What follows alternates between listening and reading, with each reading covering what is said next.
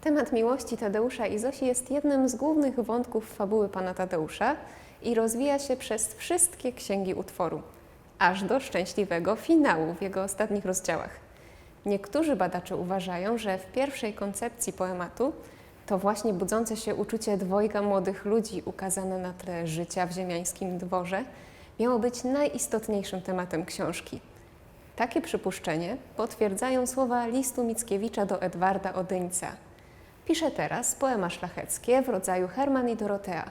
Już ukropiłem 1000 wierszy. Przywołują one idylliczny poemat Goethego, będący właściwie opowieścią o miłości, która mimo licznych przeciwności losu i komplikacji ma szczęśliwe zakończenie.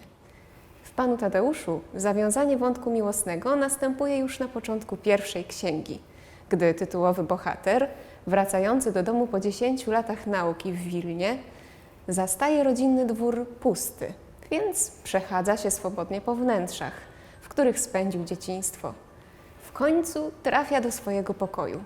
W przeciwieństwie do innych pomieszczeń, które wydały mu się tylko nieco mniejsze niż dawniej, to przeszło całkowitą metamorfozę i było teraz pokojem kobiety. Według relacji Antoniego Edwarda Odyńca ta sytuacja została zainspirowana własnymi doświadczeniami poety, który w czasie wakacji pojechał wraz z przyjacielem Tomaszem Zanem do Tuchanowicz, majątku Wereszczaków. Towarzysz Mickiewicza gościł już kiedyś w tym miejscu, więc chciał odnaleźć pokój wówczas zamieszkiwany. Kiedy go znalazł, okazało się, że należał już do jakiejś kobiety. Miała nią być Maryla Wereszczakówna, która wkrótce stała się wielką miłością Adama Mickiewicza, a ich niespełnione uczucie natchnieniem wielu utworów. Wracając do treści poematu, również Tadeusz Soplica niebawem poznał nową właścicielkę swojego dawnego pokoju. Zobaczył ją, gdy wyjrzał przez okno. Stała na parkanie, czyli murku odgradzającym niewielki ogródek od sadu i dalszej części ogrodu. Zanim ujrzał dziewczynę, zdążył się zorientować, że i widok z okna tego pokoju bardzo się zmienił. W miejscu, gdzie kiedyś bujnie rosły pokrzywy, zauważył starannie wypielęgnowane grządki obsadzone kwiatami. Dziewczyna, która zapewne zaprowadzała te nowe porządki, była odwrócona od niego tyłem, ubrana w białą sukienkę, będącą właściwie rodzajem bielizny. Wokół głowy zdawała się mieć świetlistą aureolę.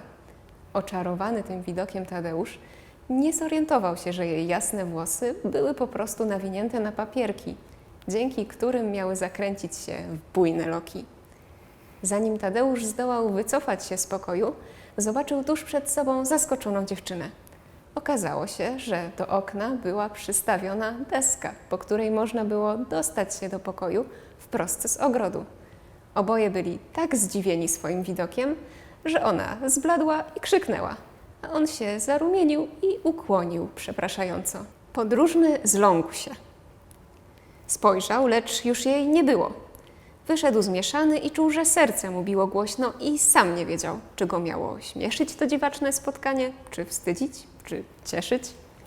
W tak niespodziewany i mało oficjalny sposób przebiegło pierwsze spotkanie Zosi i Tadeusza.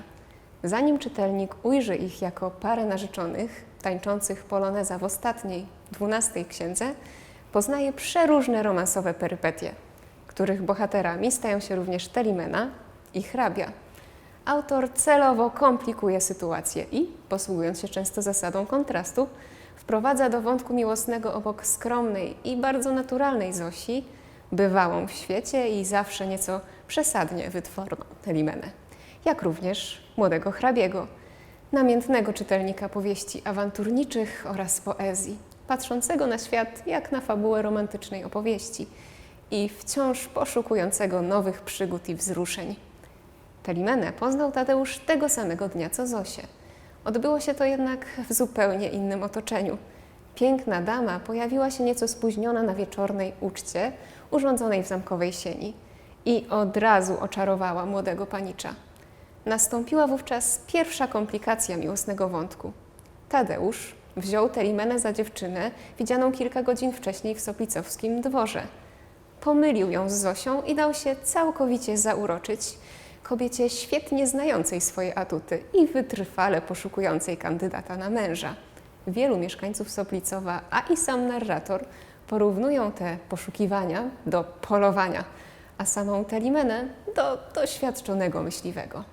Z kolei Zosię dostrzegł również hrabia, który ujrzał w niej nieziemską zjawę lub tajemniczą nimfę ukrywającą się wśród zieleni. Pozostając pod jej wrażeniem, krążył wokół ogrodu, poszukując okazji do poznania tej zwiewnej istoty. Jakież było jego rozczarowanie, gdy okazało się, że na jego monolog, pełen wyszukanych zwrotów, dziewczyna reaguje zdziwieniem. Nie przemawia poetyckim językiem i oprócz tego prosi o rzecz tak prozaiczną, jak zapędzenie drobiu. Te potrzeby romantycznych uniesień świetnie zrozumiała Telimena, lepiej znająca mężczyzn i literaturę. Hrabia natychmiast to docenił i został jej wiernym adoratorem. W ten sposób Telimena oczarowała równocześnie Tadeusza i hrabiego. Kolejne księgi poematu wypełnione są więc scenami potajemnych spotkań, dyskretnie przekazywanych wiadomości, szeptanych wyznań i aluzyjnych wypowiedzi. Zwrotny moment akcji tego miłosnego wątku stanowi poranek, gdy Tadeusz odkrywa swoją pomyłkę. Wtedy nagle zmieniają się jego uczucia do Telimeny. Przestaje go ona zachwycać, a zaczyna drażnić.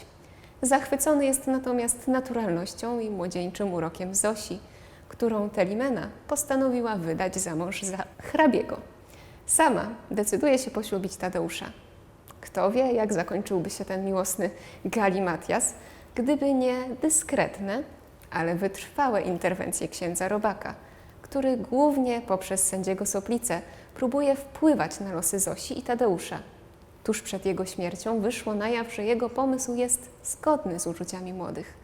Tadeusz otwarcie wyznał swoją miłość, ale odmówił stryjowi realizacji pomysłu zaręczenia się z Zosią jeszcze przed swoim wyjazdem z Soplicowa. Chciał zasłużyć na względy dziewczyny i dać jej czas do namysłu.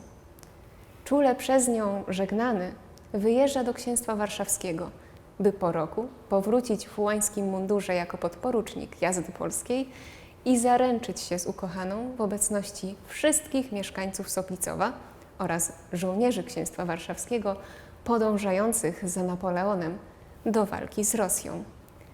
Tego samego dnia odbywają się zaręczyny Telimeny z rejentem oraz asesora z Teklą, córką wojskiego Chreczehy. Tylko hrabia, mający za złe Telimenie niedochowanie wierności obietnicy, znów targany jest silnymi uczuciami zazdrości i rozgoryczenia. Ogólnej radości nie podziela również Sak Dobrzyński, syn Macieja, zwanego Kropicielem, który od dłuższego czasu zakochany był w Zosi. Pomyślny finał wątku miłości Zosi i Tadeusza stanowi równocześnie szczęśliwe zakończenie historii sporu o zamek. Zosia jest przecież jedyną wnuczką jego dawnego właściciela, stolnika Horeszki, a Tadeusz synem Jacka Soplicy, któremu władze rosyjskie przyznały dużą część dóbr po Horeszkach. Ojciec Tadeusza zawsze uważał, że mimo że trafiły do ich rodziny, należy je zwrócić prawowitym właścicielom. Udaje się to dzięki związkowi Tadeusza i Zosi. Młodzi narzeczeni w dniu zaręczyn decydują się na uwłaszczenie chłopów. Był to pomysł Tadeusza, który Zosia chętnie poparła. Pokazuje to, że należą oni do nowego pokolenia szlachty, gotowego na tak znaczące reformy społeczne, chociażby miałyby one zmniejszyć ich dochody. W momencie zaręczyn dochodzi również do symbolicznego pogodzenia zwaśnionych rodów, których konflikt stał się w przeszłości powodem wielu tragedii. Nie bez znaczenia jest również fakt, że młodzi narzeczeni są potomkami Ewy Horeszko i Jacka Soplicy, których miłość nie miała szansy na spełnienie. I dopiero w udanym związku ich dzieci los dopisuje szczęśliwy dalszy ciąg ich historii.